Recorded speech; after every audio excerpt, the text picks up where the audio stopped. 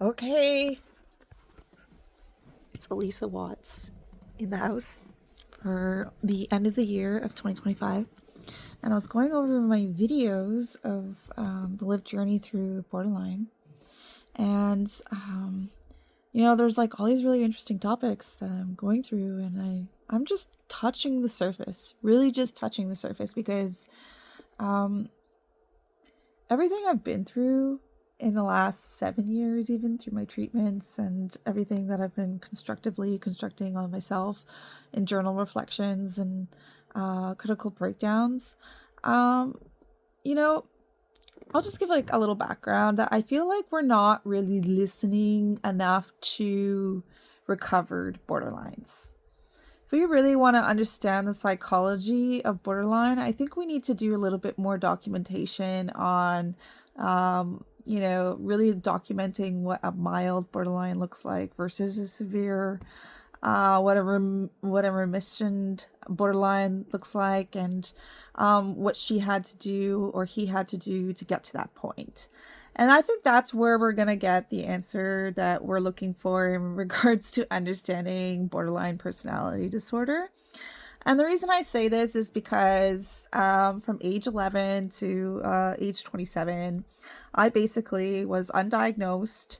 I almost died 1,001 different ways. I had a lot of big impulses. I was highly suicidal, all these sorts of ideas. And I was the definition of borderline. And I've been noticing all this new research lately coming out suggesting, maybe borderline's more at a core, a antisocial personality disorder. And another statement or myth I keep hearing is things like borderlines lack empathy. And so I kind of want to wish wash some of these concepts away because I'm a mild borderline now. Now that I've been going through treatment, now that I've been reflecting, taking off different parts of my criteria boxes, I really can actually constructively say that borderline is its own characteristic and that borderline is a failed narcissist. And that essentially borderline has emotion. And the reason I would even suggest that is because the nature of borderline, which is a borderline core trait, is that our brain dumps a lot more cortisol, a lot more adrenaline.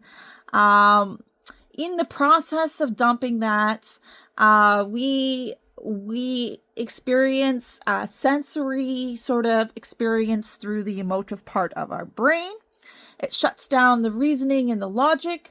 That means that we actually feel emotion to an intense core. There's a sensory feeling behind our pain, behind our emotion.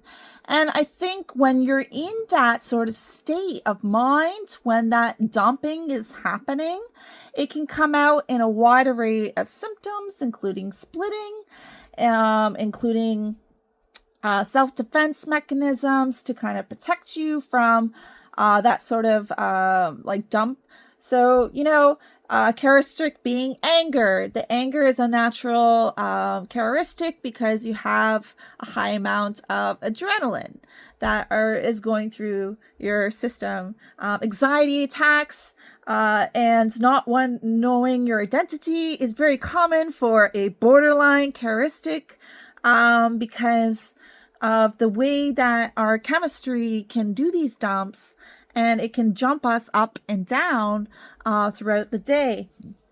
And or the characteristic of abandonment specifically, and how I do believe that within our development between the ages of like 3 to 8 even, if our mothers never really did that like emotional regulation with us, that we essentially have regulation issues or predisposed to regulation issues.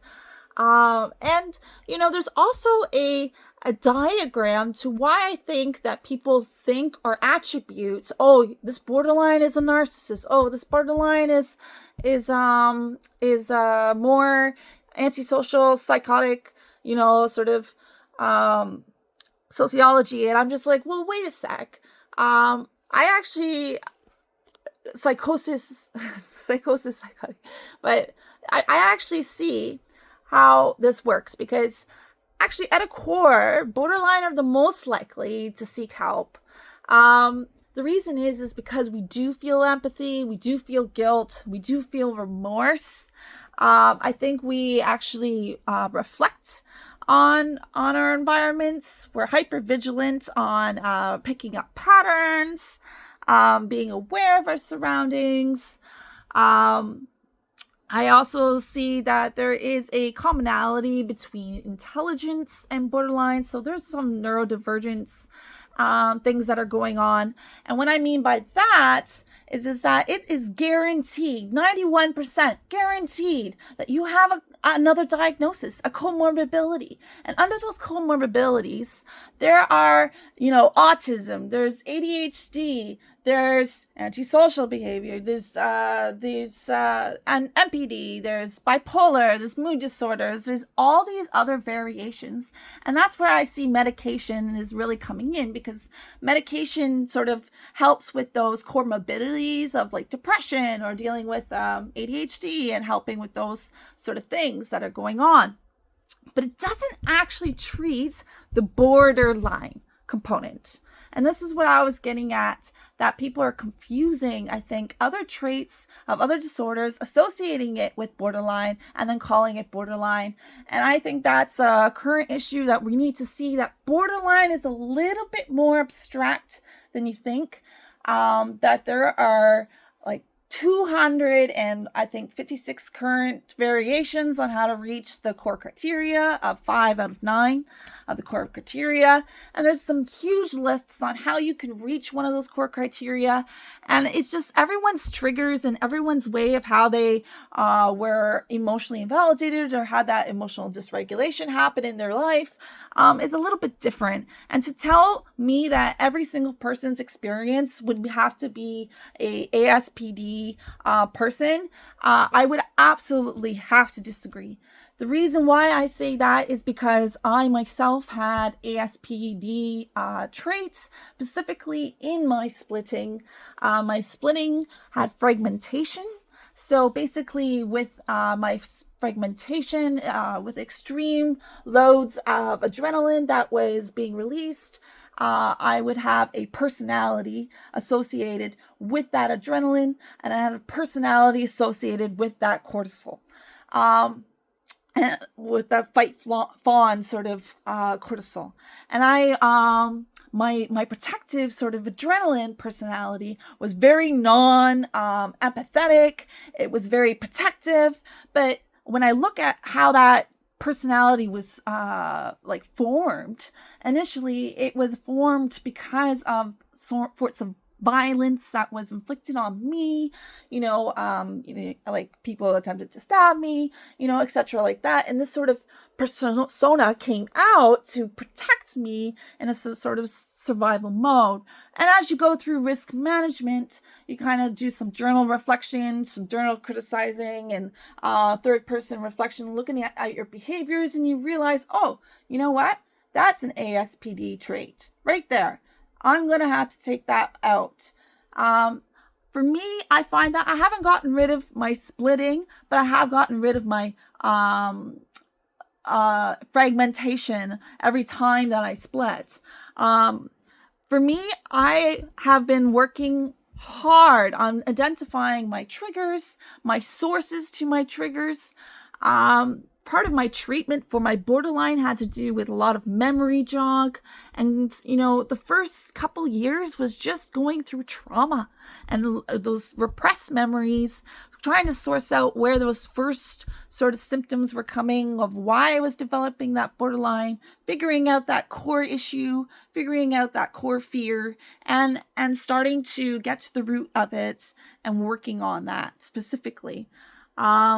For my fragmentation, for example, I would actually look back, look at how I was writing, look at how I was behaving with my body language. I was recording things, I was writing things down, and then I would come back and I would look at it, and then I would notice, oh, this is how I'm behaving differently, right? So for me, In my personal opinion, I don't believe that for 1 second that borderlines have no empathy. I think they have a very large amount of empathy. They extremely feel emotion and emotive pain. That's the characteristic of borderline. They do feel guilty. Um, and that, in my personal opinion, that if there is a trait, usually it's a self-defense mechanism trait that was developed through the environment that they, sort of developed the borderline from, which was probably from narcissistic or anti-personality disorder traits, or because like cluster B and cluster A get formed by other cluster B and cluster A environments. So basically it's like, you're predisposed to that, but it's the environment that kind of creates the emotionally invalidating environment.